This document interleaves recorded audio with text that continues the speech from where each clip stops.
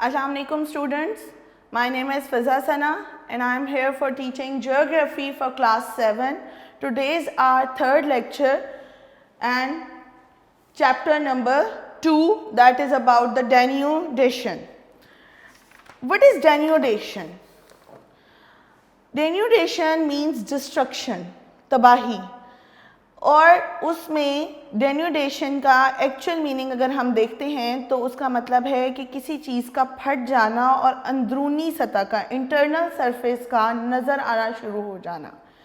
किसी तबाही की वजह से अंदरूनी सतह का नज़र आना शुरू हो जाना, उसका खुल जाना, दैट इज़ डेन्यूडेशन। अगर हम ज्योग्राफी में इस वर्ड डेन्यूडेशन की डेफिनेशन को देखते हैं तो एक्चुअली उसका मतलब क्या बनता है वो हम देखेंगे from the start chapter number 2 and page number 16। Denudation and its types. Destruction of Earth's upper surface and the appearance of the surface of underground areas is known as denudation. As soon as internal forces of Earth expose an area of its surface, some external factors, river, glacier, wind, heat of the sun and frost start to level the surface by worn and torn process and the transport the debris from its original place to new one. अब थोड़ी सी technical किस्म की definition है तो हम इसको थोड़ा easy way में समझने की कोशिश करते हैं। क्या है जी? वो कहते हैं कि destruction of earth's upper surface, यानी कि डेन्यूडेशन मीन्स कि आपकी जो अर्थ की अपर सरफेस है, फाइन, इसके अंदर कुछ ऐसी डिस्ट्रक्शंस हो गई हैं जिसकी वजह से इसमें कुछ खला पैदा हो गया है या कोई क्रैक्स फॉर्मेशन हो गई है। किस वजह से हुई है? कुछ एक्सटर्नल फैक्टर्स की वजह से और कुछ इंटरनल फैक्टर्स की वजह से। एक्सटर्नल फैक्टर्स कौन से होंगे? जो कि रिवर, ग्लेशियर, विंड, सन, फ्रॉस्ट। फ्रॉस्ट मीन्स किसी चीज़ का जम जाना, ठीक है। इन सब चीज़ों की वजह से आपकी ज़मीन के अंदर कोई वॉर्न एंड टॉर्न प्रोसेस हुआ है, मीन्स आपकी अपर सरफेस में कोई वॉर्न एंड टॉर्न प्रोसेस हुआ है जिसकी वजह से आपकी सरफेस की इंटरनल जो है वो सरफेस आपको शो होने लग गई है। That is called basically denudation. अब यहाँ से एक दूसरी बात भी सामने आती है, debris move from its original place to another place. अब बेटा अगर आपको जहन में आता है तो दरिया हैं, दरिया जहाँ से गुजरते हैं या मुसलसल कोई भी एरिया है जहाँ पे पानी गुजर रहा होता है तो वहाँ क्या होता है, थोड़ी देर बाद आपको लगेगा कि कोई चीज़ उखड़ गई है। ज़मीन जो है वो मट्टी जो है वो अपने साथ पानी लेकर चला गया, दैट इज़ डेब्रिस, यानी कि ऊपर के ज़र्रात कोई भी जो टूटे हैं, पत्थर मिक्स हुआ है, मट्टी पानी में मिक्स हुई है, वो पानी अपने साथ बहाकर एक जगह से दूसरी जगह ले गया। अब ओरिजिनल प्लेस उसकी हो सकता है यहाँ पर हो, मैंने पानी गिराया और पानी गिराने से वो अब यहाँ की बजाय आगे मूव हो गई। तो ये बेसिकली डेन्यूडेशन में ये प्रोसेस भी शामिल होता है। नेक्स्ट देखिए, this process of worn and torn on the surface and the transportation of debris is known as denudation. ये पूरा वॉर्न एंड टॉर्न का, कटने फटने का, टूटने का जो प्रोसेस है किसी सरफेस का, और फिर उस टॉर्न एंड वॉर्न मटेरियल का, यानी कि जो कटा फटा सा जो पूरा प्रोसीजर हुआ उसके अंदर जो ज़र्रात हुए, रेत, मट्टी, छोटे पत्थर, ठीक है, इसको आप किसी भी उसमें ले लें। उसके बाद इसके अलावा उसमें बहुत से रॉकी मटेरियल्स के अंदर और सी बहुत सी चीज़ें होंगी जो हम आगे देखते हैं। वो सारी की सारी चीज़ें वो अपने साथ एक जगह से दूसरी जगह ट्रांसपोर्ट कर देता है। This whole process is called denudation. Now there are three types of denudation. The main three types of denudation. The one is weathering. Fine. इसके आगे types हैं वो भी हम देखेंगे। Number 2 is erosion. And number 3 is mass wasting. Now we have three types of denudation. Fine, I hope you understand. So अब हम इनको one by one अच्छी तरह से डिटेल में देखते हैं। One is weathering. It is a process in which rocks are broken down into small pieces. This process is directly or indirectly more dependent on weather condition, heat of the sun and precipitation, rainfall and snow. In addition to heat and precipitation, some other factors which cause weathering are gas in atmosphere, frost, animals and plants. Following are the three types of weathering. वो आगे हम three types देखते हैं, पहले इसकी definition को ज़रा हम अच्छे से understand करते हैं। वो कहते हैं कि ये process है जिसके अंदर आपके जो rocks हैं, पत्थर हैं, वो छोटे बड़े pieces के अंदर टूट जाते हैं, broken down हो जाता है। This process is directly or indirectly dependent on weather condition. ये पूरे का पूरा प्रोसीजर ऐसे थोड़ी है कि हम गए और हमने हाथ से तोड़ा ही, नहीं, ये पूरा का पूरा प्रोसीजर एक नेचुरल बेस्ड है। उसके अंदर आपकी पूरी की पूरी वेदर कंडीशंस जो हैं वो बहुत कंसिडरेबल है। कैसे? इसके अंदर बेटा हीट, सन की हीट, डायरेक्ट जो सन से हीट रेज आती हैं वो बहुत काउंट होती हैं। Precipitation, the word precipitation means किसी भी सूरत में रेनफॉल, स्नो, ठीक है, इसके अलावा आपका स्लीट, ये सारी चीज़ें आपकी प्रेसिपिटेशन में आती हैं। और यहाँ पर वो कहता है कि ये तमाम चीज़ें मिलकर वॉन एंड टॉन प्रोसेस को जो है वो करने में मददगार साबित होती हैं। In addition to heat and precipitation some other factors which cause weathering are gases in atmosphere. इसके अलावा हमारी एटमॉस्फेयर के अंदर, आबो हवा के अंदर जो डिफरेंट गैसेज हैं, फ्रॉस्ट है, जानवरों का इधर से उधर जो है वो उनका चलना फिरना बहुत ज़्यादा, अगर वो ग्रेजिंग करते हैं, ठीक है, जैसे कि चरागाहें हैं, वहाँ पर जानवरों का बहुत ज़्यादा आना जाना है, हैवी एनिमल्स की मूवमेंट है, वहाँ पर भी वॉन टॉन प्रोसेस बहुत ज़्यादा होता है। इसके अलावा फिर आपके प्लांट्स भी बहुत होते हैं क्योंकि नीचे से उनकी स्टेम्स होती हैं, हमें तो ऊपर दरख्त नज़र आ रहा होता है, नीचे ज़मीन के नीचे उनकी जो जड़ें हैं वो किस हद तक फैली हुई हैं, उनके अंदर वो नीचे ज़मीन के क्या प्रोसेस क्रिएट कर रही हैं, ये सारे के सारी वेदरिंग के अंदर इफेक्ट क्रिएट कर रही होती हैं। अब आगे वो कहते हैं वेदरिंग के 3 टाइप्स हैं, ठीक है। पहले हमने देखी डेन्यूडेशन की 3 टाइप्स। नाउ अब वो आगे वेदरिंग की जो है वो आपको टाइप्स बता रहा है। सबसे पहले हम देखेंगे फिजिकल और mechanical weathering. Physical and mechanical weathering.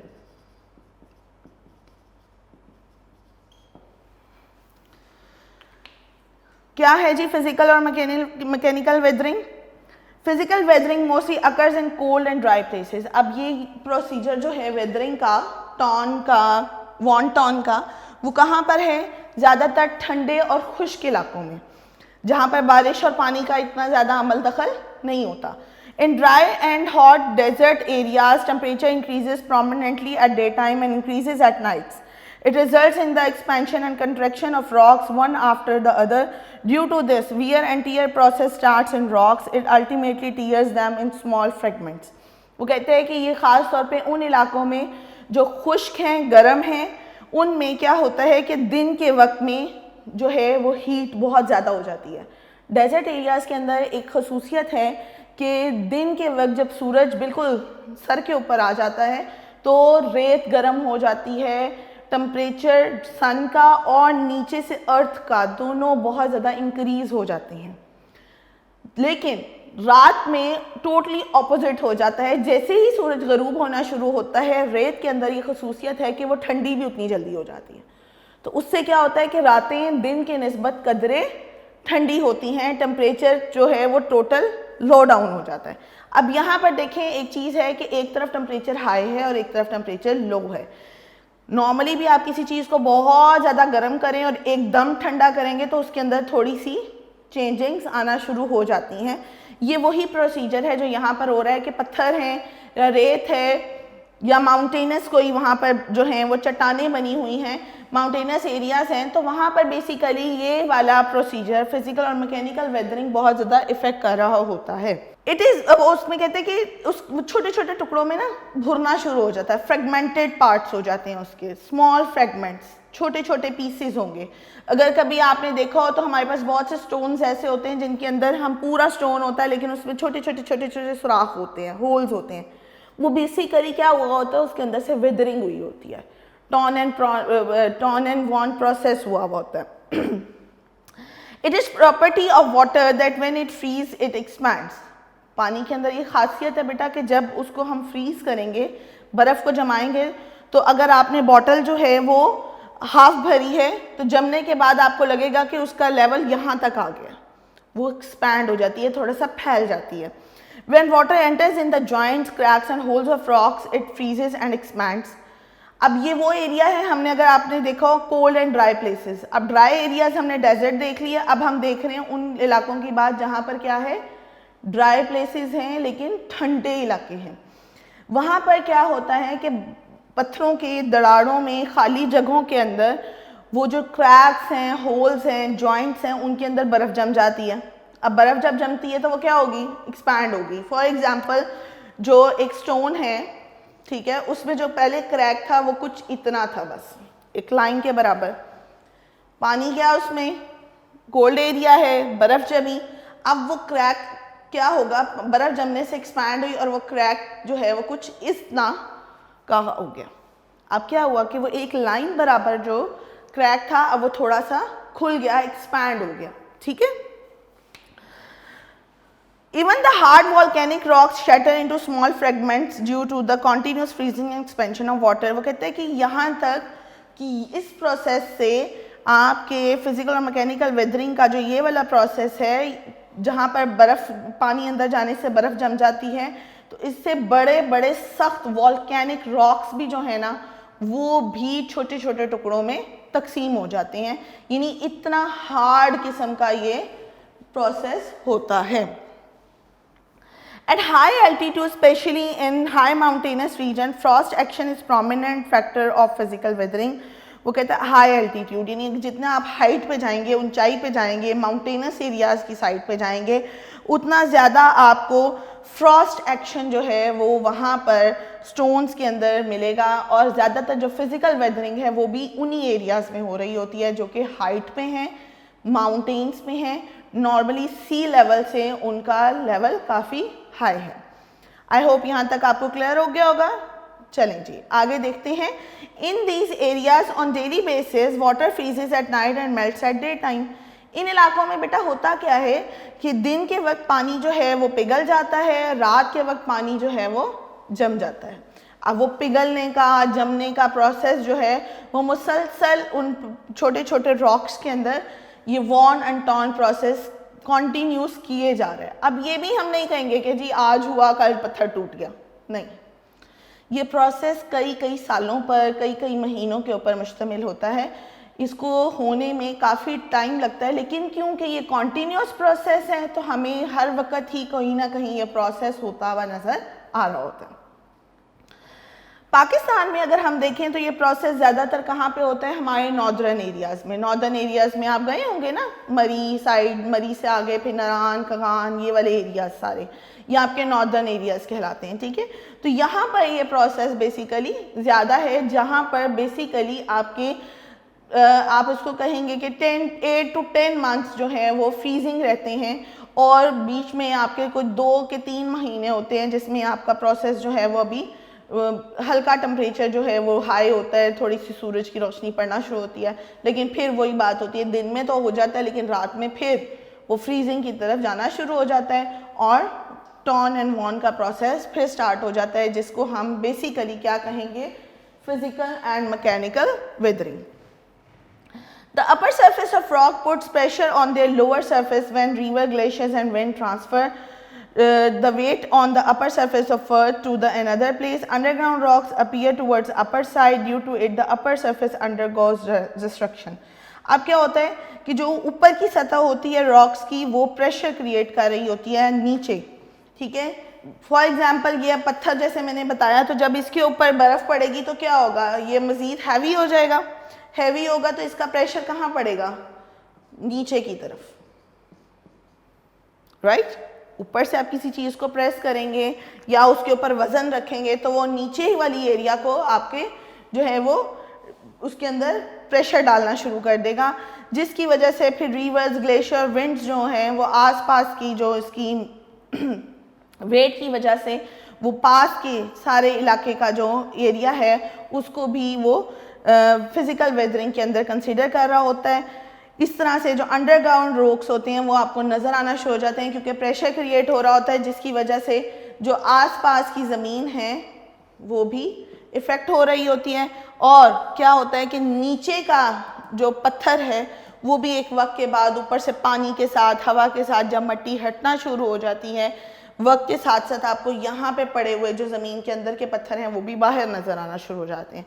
तो ये पहले मैंने आपसे कहा कि डेन्यूडेशन में होता क्या है कि जो आपकी अपर सरफेस है वो रिमूव होना शुरू हो जाती है और इंटरनल आपको जो मटेरियल है वो बाहर नज़र आना शुरू हो जाता है। That is basically a denudation and weathering of physical and mechanical weathering. ठीक है, यहाँ तक आप इसको देखिए इन डिटेल। आगे जो हो गया इसका जी वेदरिंग की सेकेंड टाइप है, दैट इज केमिकल वेदरिंग। अब बहुत ध्यान से बेटा इनकी टाइप्स को बहुत जहन में रखना है आपने, ठीक है, क्योंकि मिक्स नहीं करना। इससे रिलेटेड आपके लॉन्ग क्वेश्चन भी हैं, शॉर्ट क्वेश्चन भी हैं। बहुत ध्यान से समझ के इसको फिर आपने हर डेफिनेशन को अपने अपने कॉन्टेक्स्ट में रखते हुए इसको अंडरस्टैंड करना है। Is it clear? Chemical weathering क्या है? Rocks are composed of mineral. Chemical changes occurs in these minerals when they interact with water, oxygen and carbon dioxide.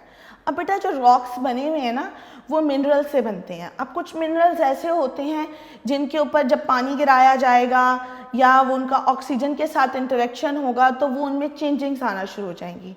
ठीक है, अब इसकी एग्जांपल मैं आपको कैसे बताऊंगी कि देखें एक पत्थर है, आपने वो पड़ा हुआ है, वो सख्त आपको हार्ड लग रहा है, आपने उसको उठाया, आपने उसको पानी के नीचे रखा, थोड़ी देर बाद देखेंगे वो पत्थर सारा जो है वो घुल गया और मिट्टी बन गया, कीचड़ बन गया।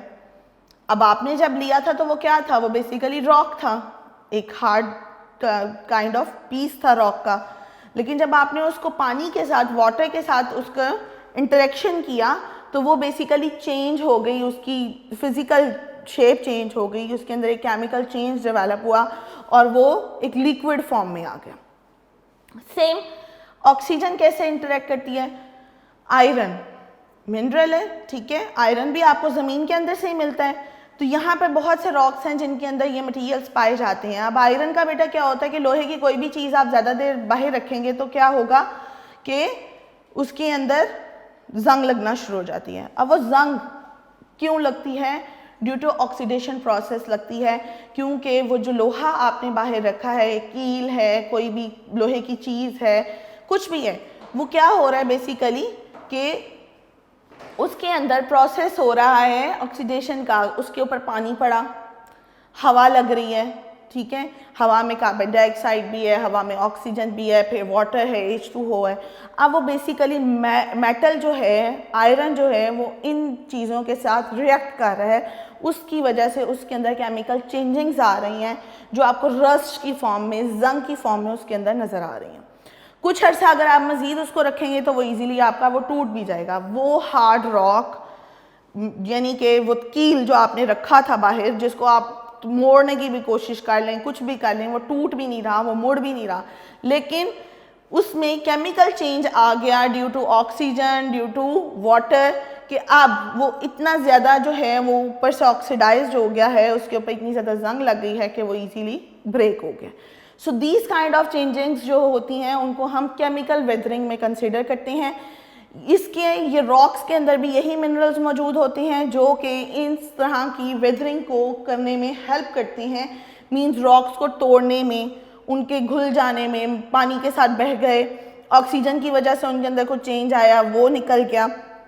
तो ये सारी जो चीज़ें हैं ये इंटरेक्शन है between the minerals and the external factors. मज़ीद देखते हैं, these changes weaken the rocks which ultimately break down. इन चेंजेस की वजह से क्या होता है? चेंजेस की वजह से रॉक्स जो हैं वो कमज़ोर हो जाते हैं, वीक हो जाते हैं और इजीली टूट जाते हैं। The breakage and destruction of rock due to chemical process is known as chemical weathering. When water interacts with the mineral of rocks, a chemical process takes place which is known as hydrolysis. अब वो कहते हैं कि जो breakage है, destruction है, rocks के अंदर टूट फोड़ है, ये सारी की सारी केमिकल प्रोसेस के ज़रिए हो रही होती है। और ऐसी तोड़ फोड़ को, ऐसे वॉन्टॉन को हम कौन सी वेदरिंग कंसिडर करते हैं? Chemical weathering. आगे वो कहता है water, when water interacts with the minerals of rocks a chemical process takes place which is known as hydrolysis. जब पानी का इंटरेक्शन होता है इन रॉक्स के साथ तो जो प्रोसेस क्रिएट होता है उसको हम हाइड्रोलिसिस कहते हैं, क्योंकि पानी के साथ, अब गौर कीजिए, मैंने जैसे कि पहले बताया, पानी के साथ जो इंटरेक्शन हुआ किसी भी रॉक मटेरियल का और उसमें कोई भी केमिकल चेंज आया है जिसकी वजह से वो पत्थर टूट गया है, that process is called hydrolysis. Hydro means water. Fine, ये ज़हन में रखना है आपने। आगे देखें, when rain water enters joints, cracks and pores of rocks, salts and minerals dissolve in it and form a solution. अब ये प्रोसेस होता कैसे हाइड्रोलिसिस का, कि पानी जो है वो जॉइंट्स के अंदर, क्रैक्स के अंदर, रॉक्स के जो पोर्स होते हैं उनके अंदर जमा होता है, उसके अंदर सॉल्ट्स होते हैं, ठीक है, मिनरल्स होते हैं, वो पानी के अंदर डिजॉल्व होते हैं और बह जाते हैं, ठीक है। अब इसको आप देखें, अगर आपका कभी इत्तेफाक हुआ खेड़ा माइंस जाने का, तो वहाँ पर अगर आप वो देखेंगे तो थोड़ा थोड़ा पानी हर वक्त कतरा कतरा गिर रहा होता है, वो सॉल्टी वाटर है। अब वो आ कहाँ से रहा है, वो बेसिकली केमिकल प्रोसेस हो रहा है कि नमी की वजह से वो नमक जो है वो घुल रहा है और पानी के साथ टप टप करके वो जो है वो डिज़ोल्व होता जा रहा है। अब यहाँ पर बेसिकली जो प्रोसेस है दैट इज केमिकल प्रोसेस, ठीक है, ये हाइड्रोलिसिस का प्रोसेस चल रहा है। अब आगे मजीद इसको देखते हैं। This solution weakens the rest of the rocks and breaks it to down into small fragments. इस प्रोसेस से क्या होता है, कॉन्टीन्यूस अगर यही प्रोसेस चलता रहेगा तो पत्थर जो है वो आहिस्ता आहिस्ता उसके सारे पोर्स खाली हो जाएंगे और वो एक खाली खोखला सा जो है वो पत्थर सा रह जाएगा शेप के, आप इवन उसको टच भी करें तो वो बिखर जाएगा, क्योंकि उसके अंदर से तमाम जो मिनरल्स थे, जो हार्ड थे, वो पानी के साथ बह गए हैं और अब उसके अंदर कुछ भी नहीं बचा। If any iron nail is kept outside in air for a long time, it results in the rusting of iron nail. With increase in rust, the nail becomes so weak that it can be broken easily. In the same way of the rocks which contain iron break down by the process of oxidation. ये मैंने अभी आपको example दी है कि अगर आप कोई भी लोहे की चीज़, कोई भी कील, कुछ भी बाहर रखते हैं तो मुसलसल बाहर पड़े रहने की वजह से उसकी इंटरेक्शन होगी ऑक्सीजन एयर के साथ, वाटर के साथ, और with the passage of time वो वीक इतना हो जाएगा कि आप उसको इजीली तोड़ लेंगे, and this process is called oxidation. अब गौर से सुनिए, वाटर के साथ जो चेंज आ रहा है, वेदरिंग हो रही है, that is called hydrolysis, fine. और ऑक्सीजन या एयर की वजह से जो प्रोसेस हो रहा है that is called oxidation, keep in mind. Number 3 में आगे जी अगला टॉपिक देखें। Rocks of limestone mainly consist of calcium carbonate. अब यहाँ पे गौर करें, कैल्शियम कार्बोनेट चौक देखा है, ब्लैक बोर्ड पे जो लिखते हैं हम, चौक्स लिखते हैं, वाइट कलर के होते हैं, वो चौक होता है that is made up of limestone. Hard होता है, सख्त होता है, आप उसको थोड़ी देर के लिए पानी में डिप करें, वो आपको थोड़ी देर बाद पानी के अंदर घुलनापन मिलेगा, बिल्कुल वो सॉफ्ट हो जाएगा, ठीक है। इवन आपके घर में जो ऊपर छत वगैरह के ऊपर वाइट वॉश करते हैं हम, उसके अंदर वो वाइट कलर की वजह, उसको सफ़ेदी कहते हैं, वो भी बेसिकली वो लाइमस्टोन ही होता है जो पाउडर फॉर्म में उन्होंने आपको दिया होता है, that is basically calcium carbonate, ठीक है। When water falls on these rocks, its acidity brings a chemical change in calcium carbonate. Calcium carbonate changes into calcium bicarbonate, which easily dissolve in water. जैसे ही वो पानी के साथ interact होता है तो उसका फॉर्मूला टोटल चेंज हो जाता है।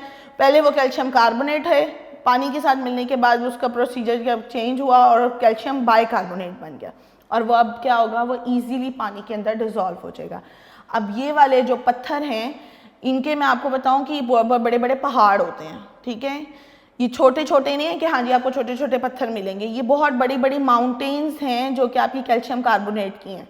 जब वहाँ पर बारिश होती है या वाटर इंटरेक्शन होता है तो वो पानी के साथ बह जाता है और उसके अंदर काफ़ी जो है वो डिज़ोल्व होके पानी के साथ ही बह जाता है। अब पानी के साथ बहकर वो कहाँ जा रहा है, दैट इज़ ट्रांसपोर्टेशन, वो हम बाद में देखेंगे। फिलहाल जो उसके अंदर चेंज आ रहा है दैट इज़ केमिकल चेंज, और इस वेदरिंग को, जो ये वाली वेदरिंग है, इसको हम कहते हैं कार्बोनेशन। अब हमने क्या पढ़ा, हमने 3 चीज़ें पढ़ी हैं, दैट इज हाइड्रोलिसिस,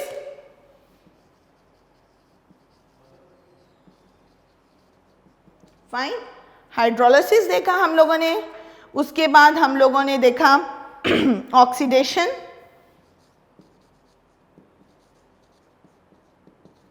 फाइन। उसके बाद जो हमारा नेक्स्ट हमने देखा दैट इज कार्बोनेशन।